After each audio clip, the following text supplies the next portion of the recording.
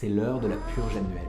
Alors je vais vous montrer par A plus B pourquoi 2 fois par an, je fais du tri dans tous mes contacts sur LinkedIn.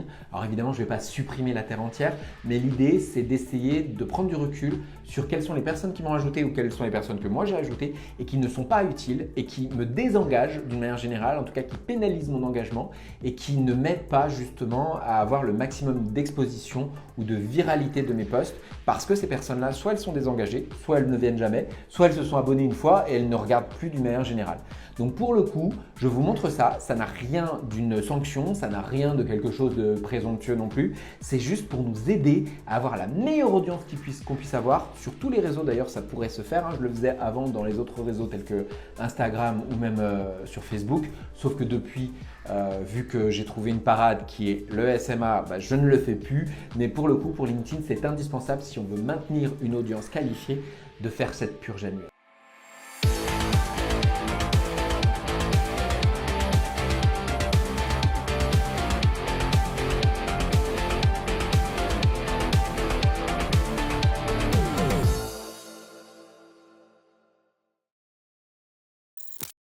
Alors, comme je dis bien souvent, 2 fois par an, il est de bon ton de faire du tri dans les personnes qui vous suivent et je vais vous expliquer pourquoi. Mais d'abord, je vais prendre l'exemple par exemple de moi qui suis depuis 5 ans en France et qui est donc beaucoup de personnes voilà, encore de Montréal. Donc je vais dans les recherches et je vais aller préciser tout simplement dans les gens qui me suivaient et que je connaissais sur Montréal par exemple, est-ce qu'il y a des gens que je ne connais pas? Alors évidemment sur LinkedIn je vais conserver les gens que je connais personnellement, je vais conserver aussi les personnes qui je pense peuvent avoir un lien avec mon activité ou à un moment donné être capable de faire du réseautage, mais par exemple Jean-François Mongeau là que j'ai cliqué, je ne sais pas qui c'est, donc je l'ai ouvert dans une autre fenêtre. Georges Lavoie que je clique aussi, alors là je sais qui c'est, par contre c'est quelqu'un que j'ai pas vu depuis 7-8 ans et je me dis voilà, j'ouvre quelques personnes là, Kevin Baranco, ce sont des gens, je les vois de loin, mais pour le coup je ne pense pas qu'ils se connectent de manière régulière à LinkedIn.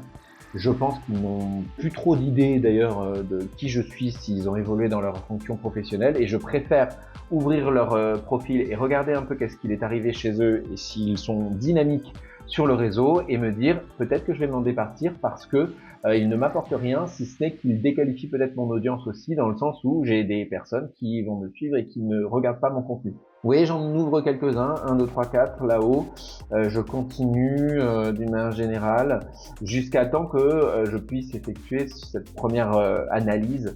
Alors je ne les retire pas directement, hein. L'idée c'est d'abord d'essayer de regarder comment et quels sont leurs usages sur LinkedIn et forcément de me poser voilà, des questions sur est-ce que j'ai besoin de les conserver ou pas. Je peux faire d'autres filtres, hein. Par exemple aller chercher directement des personnes voilà, par un titre, une entreprise ou des catégories de services et me dire est-ce que ces gens-là je les connais vraiment bien. Alors quand je dis vraiment bien, c'est à plein de niveaux, dans la vraie vie évidemment en personnel, mais également peut-être sur le web, est-ce que ce sont des gens avec qui j'interagis. Et je peux faire plein de types de recherches comme je vous montre ici, par niveau 1, 2, 3, par type de personne, par type d'entreprise, par lieu évidemment. Et là par exemple je me disais après Montréal quelles personnes ne me sont pas indispensables.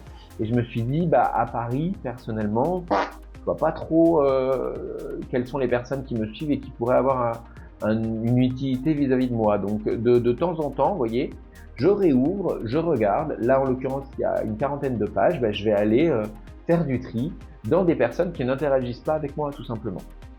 Alors là je vois il y a des anciens étudiants à moi, bon c'était il y a 5 ans, je me dis s'ils n'ont pas continué à utiliser LinkedIn, ils ne m'apportent rien, vous voyez, et on ne s'apporte rien de manière mutuelle. Ça n'est pas uniquement dans un sens, c'est dans les deux sens. Et vous voyez, je préfère aller regarder leur évolution, savoir où ils en sont, est-ce qu'ils sont, voilà, est-ce qu'ils sont régulièrement sur LinkedIn, en sachant que les retirer de nos relations les empêchera possiblement de faire quelques actions, mais ils figureront toujours par les suivis. C'est-à-dire que s'ils suivent mon activité, ils verront encore ces actualités au besoin.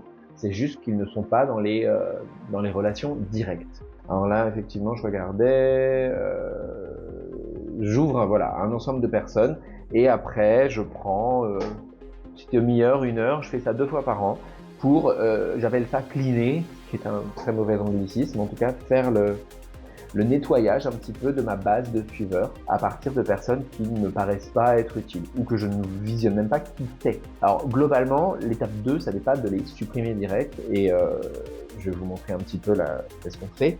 En fait, c'est de reprendre contact ou en tout cas de regarder s'il y a déjà eu un contact en DM.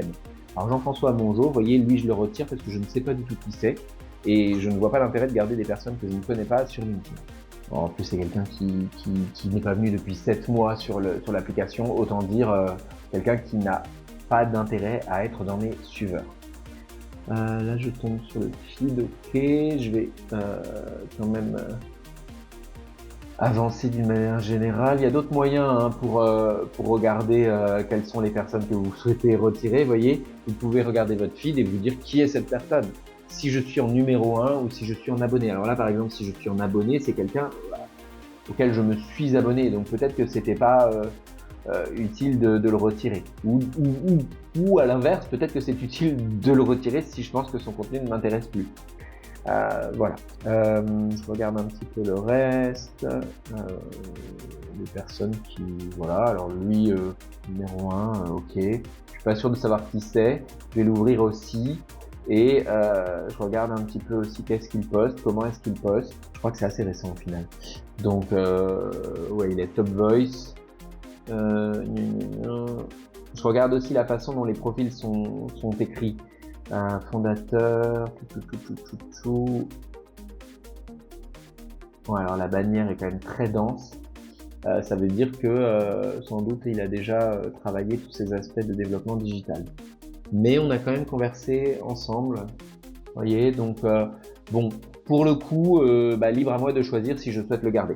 Georges Lavoie, pour le coup, j'ai plus aucune nouvelle depuis 7-8 ans, donc en plus il a très peu de relations, je sens que c'est quelqu'un qui ne vient pas souvent, donc je l'ai retiré, d'ailleurs j'ai vu qu'il est tout simplement retraité. Bref, vous avez compris, la purge annuelle c'est indispensable, pourquoi? Parce que ça va requalifier un petit peu mieux votre audience et ça vous permettra donc d'avoir une meilleure emprise sur les personnes qui vous suivent d'une manière générale et avoir un meilleur taux d'engagement au final. Voilà, bon c'est pas très compliqué, vous voyez, et pour le coup ça nous permet vraiment d'avoir un vrai travail de qualité derrière les personnes qui nous suivent, derrière les likes, les commentaires, les partages et tout simplement assurer justement la meilleure audience qui soit pour éviter qu'elle soit déqualifiée cette audience, d'autant qu'aujourd'hui tout le monde fait du gros hacking et du gros hacking qui n'est pas très qualitatif, c'est-à-dire j'ajoute la terre entière et moi personnellement ce n'est ni mes valeurs ni les conseils tout simplement que je vais donner à mes clients. Donc voilà, je me permets de le dire, ça n'a rien, comme je dis en préambule, ça n'a rien d'une sanction, c'est juste pour être sûr de s'assurer la meilleure